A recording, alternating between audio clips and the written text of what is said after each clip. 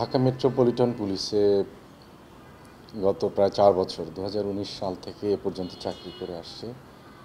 আমাদের যে diplomatic security division এখানেও সে 1 বছর 10 মাসের উপরে চাকরি করে আসছে। তার পাশে যারা থাকে তার সহকর্মী, তার পরিবার, তার এক ভাই পুলিশে চাকরি করে, তাদের সাথে আমরা কথা বলেছি সকলের সাথে। সে কিন্তু খুব ভালো ডিউটি করত। এমনকি যেদিন রাতে ঘটনাটি ঘটে প্রায় 11টা 40 মিনিটের সময়, ওদিন 11টা 5-এও কিন্তু একজন সিনিয়র অফিসার ওই জায়গাটি ইন্সপেকশন করেছে তাদের ডিউটি তদারক করার জন্য। কিন্তু সে কিন্তু ঠিকভাবেই পেয়েছে এবং সে দেখে আসছে, ইন্সপেকশন করে আসছে।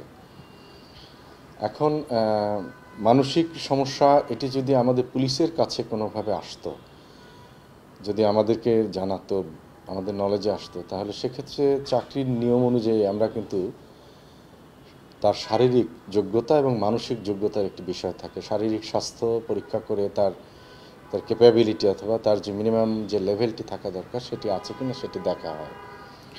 মানসিক শারীরিক দুটো ক্ষেত্রেই কিন্তু সেটি পরীক্ষা করা হয়। এটি রিপোর্টেড ছিল না, যে কারণে পাশাপাশি সে ডিউটি স্বাভাবিকভাবে করত, যে কারণে পুলিশের কাছে কিন্তু কোনো প্রশ্ন আসেনি।